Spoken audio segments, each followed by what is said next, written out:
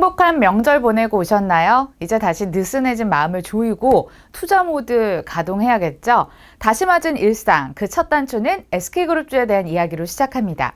배터리 시장의 선점을 위한 SK그룹주의 광폭적인 행보는 잘 아실 겁니다. 조단위의 투자 계획이라든지 SK이노베이션의 배터리 분사 일정 발표까지 오늘 모빌리에선 쉼 없이 쏟아지는 배터리 관련 뉴스 체크 도와드리고요. 증권사들은 어떤 시선으로 이 이슈들을 바라보고 있는지 확인해 볼까 합니다. 방송 보시면서 SK, SK이노베이션, SK머티리얼즈, SKI테크놀로지로 이어지는 배터리와 관련된 SK그룹주 내에서 뭘 고를까 고민하시는데 도움되는 시간이길 바라겠습니다. 모빌리에서 지주사 SK는 처음 다뤄드리는 것 같아요. 지주사 할인율도 있고 주가도 빠르게 움직이지 않아서 좀 답답한 느낌 가지실 수 있지만 저평가된 종목, 좀 안전한 종목을 찾고 계시는 분들은 좋아하는 종목이겠죠? 9월 15일이었습니다. SK는 넘버원 첨단 소재 기업으로 도약하기 위해 5.1조 투자 계획을 발표했고요. 첨단 소재 중에서도 집중할 분야를 콕 짚었어요. 모빌리에서 자주 탐구해본 이 배터리 소재도 첨단 소재로 분류가 됐습니다. 이 투자 비용을 바탕으로 동박 음극재, 양극재 생산량을 확대하고 차세대 음극재와 차세대 양극재 생산도 진행할 뜻을 밝혔는데요. 증권사들은 이번 투자 계획을 환영했습니다. 새로운 분야에서 이익 성장을 기대해 볼 만하다라는 입장이었는데요. 자, 그럼 목표가 42만 원을 외친 삼성증권 리포트 확인해 봅니다. 다가올 12월 1일이면 SK머티리얼즈는 SK에 합병이 되는데요. 그렇게 되면 SK머티리얼즈가 매출을 내는 족족 SK의 실적으로 반영이 된다는 겁니다. 그런데 이 SK머티리얼즈가 어떤 계획을 가지고 있냐? 세계 최초의 음극재를 양산할 계획이고요. 2023년에는 단결정 양극재라는 걸 새롭게 공급할 계획이라는 거죠. 원래는 SK는 지분을 투자하는 방식으로 배터리 사업을 하다가 직접 사업하는 방향으로 전환됐다는 점이 포인트입니다. 따라서 삼성증권은 SK 입장에서는 이제까지 없었던 새로운 성장 동력이 발생한다는 입장에서 긍정적일 거란 분석입니다. 목표 주가는 42만 원을 밝혔습니다. 다음은 SK머티리얼즈입니다. 배터리 소재주들 랠리할 때 발을 맞춰 오르다가 이 연고점 49만 원대까지 약 40%까지 올랐다가 힘을 못 쓰고 있는 요즘입니다. 다가오는 12월이면 SK에 흡수 합병하게 되는데 갈팡질팡하는 주가가 보여주듯이 증권가에서도 합병이 좋다, 아니다 의견이 엇갈려서 더 헷갈리는 시점인 것 같기도 하고요. 방금 전 살펴드렸듯이 SK머티리얼즈가 SK 안에서 어떤 역할을 하는지 그 발표가 나왔음에도 불구하고 뚜렷한 방향성을 보여주지 못하는 모습입니다.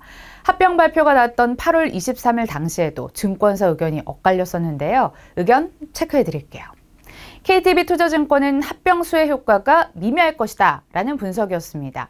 투자자 입장에선 국내 최대 순수 IT 소재업체 투자 기회를 잃게 되는 셈이라는 분석이었습니다. IT 소재 기업으로 SK를 선택하는 게 좀 부담스럽다는 거죠. 워낙 거느리고 있는 기업들 많잖아요. 마치 우리가 폴더블폰 관련주에 투자를 하고 싶은데 당장 삼성전자 살래요 이렇게 선택하는 게 부담스러운 이유라고 할까요? 그래서인지 최근 목표 주가가 53만 원까지도 올라갔었는데 KTB투자증권은 가격 차이가 있는 40만 원을 목표가로 제시했습니다. 자, 반면 합병이 손해가 아니라는 의견에 대해선 이베스트 투자증권에서는 SK나 SK머티리얼즈 양사 모두에게 매력적이다라는 입장입니다. SK머티리얼즈의 주식을 SK로 전환하면 연간 배당금이 기존 4,000원에서 11,850원으로 2.85배 정도 증가하는데요. 배당 매력이 높아지는 계기로 설명하면서요. 합병을 통해 분산돼 있던 첨단 소재 포트폴리오를 집중시키고 첨단 소재 분야 성장을 가속화할 것이라는 분석을 얘기했습니다. 한편 최근 주가는 단기 하락을 딛고 합병 발표 이전 수준으로 주가가 올라왔다는 점은 확인하시면 좋겠습니다. 다음은 SKI테크놀로지입니다. 8월 7일에 다뤄드리고 그 사이에 새로운 리포트 몇 편이 더 나와서 소개해드리고자 합니다.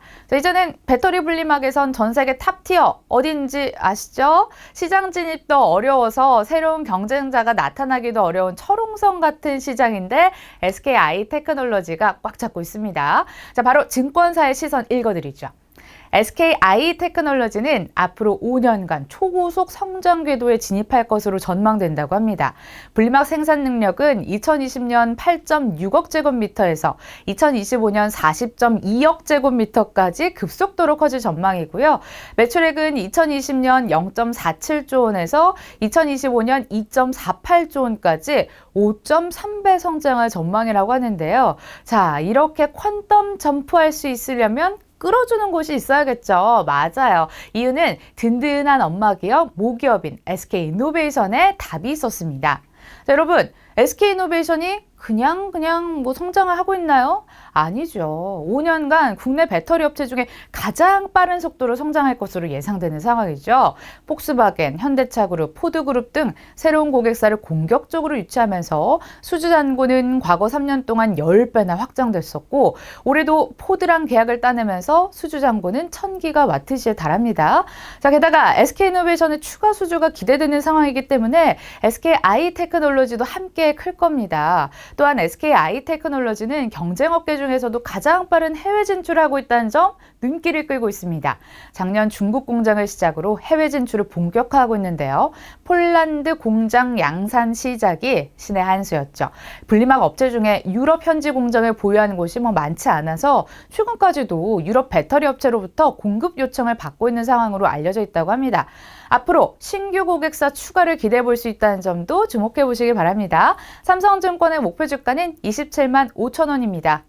마지막은 SK이노베이션입니다. 배터리 사업부 물적 분할, 매는 알고마저도 아픈 건 아픈 거죠. 이미 예고된 악재였음에도 불구하고 분할 계획을 구체화시키자 주가는 하락했습니다. 앞으로 SK이노베이션의 자산 25%를 넘겨받게 되고 현금성 자산도 73%를 몰아받게 되는 이 SK 배터리. 9월 16일 임시주총에서 80.2%의 찬성률로 안건이 통과됐고요. 다음 달 1일부로 이제 새로운 회사로 출범하게 됩니다. 다만 이번 주주총회에서 성난 주주 달래기도 있었습니다. SK배터리 IPO를 급하게 시행할 생각이 없어요. 이렇게 밝혔고 배당을 하되 현금 말고도 주식이나 기타 방식으로 배당할 수 있도록 정관 변경 안건도 통과됐다고 전해졌습니다. 자, 이로써 기존 SK이노베이션 주주들이 SK배터리의 주식을 배당받게 될지도 모르겠습니다. 자, 여기까지가 이번 이슈였고요. 호련히 남겨진 SK이노베이션의 전망은 어떻게 해야 되고 투자 전략은 어떻게 생각을 해야 될까요? 모빌리는 좀 참고를 하고자 안건 통과 이후에 증권사 리포트를 목 빠지게 기다렸는데 결국 나오지 않더라고요. 과거 리포트는 없나 이렇게 좀 찾아보던 중에 9월 10일 메리츠증권 리포트가 체크가 됐습니다. 놀라운 점은 주주총회 프리뷰를 써냈는데 일주일 후의 결과를 미리 내다봤거든요. 근데 또 신통하게 맞아떨어지더라고요. 타임머신을 타셨나라는 생각도 들지만 그만큼 선반영됐다는 의미이기도 하겠죠. 자, 아무튼 메리츠증권은 물적 분할을 디스카운트 요소로 생각하는 것을 거리를 좀 더 보자고 합니다. 그러면서도 오히려 적극적인 매수 전략을 밝혔고요. 최선호주로 제시하기도 했습니다. 이유는 SK이노베이션이 NCM의 가격 경쟁력을 확보하고 있다는 점과 앞으로 다가올 배터리 공급 부족 사태가 SK이노베이션에 힘을 실어줄 것으로 평가했고요. 미국 생산기지에 추가로 투자할 것으로 보이는 점, 또 포드와 조인트 벤처를 통해 만든 기업이 유럽에 진출할 가능성, 올해 하반기 폭스바겐 MP 플랫폼 발주에 SK이노베이션의 각형 폼 배터가 참여할 가능성이 높다는 점 등 이 많은 점을 또 언급을 했습니다. 목표 주가는 36만 5천 원을 제시했네요. 현재 주가와 또 괴리가 크기 때문에 저평가 매력 생각해 볼 수 있겠지 싶고요. 추석 지나자마자 바로 낭보도 전했더라고요. 현대자동차가 선보일 대형 전기 SUV 아이오닉 7에 SK이노베이션이 단독으로 배터리를 공급하게 됐습니다. 시장에서는 현대차랑 LG에너지솔루션이 인도네시아의 그 합작한 회사에서 생산할 것으로 예상을 하고 있었는데요.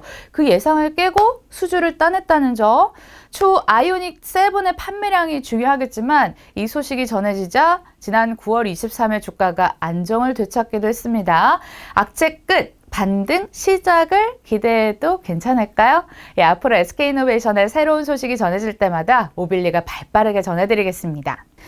자, 여기까지 살펴봤고요. 끝까지 방송 보시면서 우리의 동박기업 SKC 차례 기다리셨던 시청자분들 계실 텐데 직전 모빌리 영상 복습해 주시고요.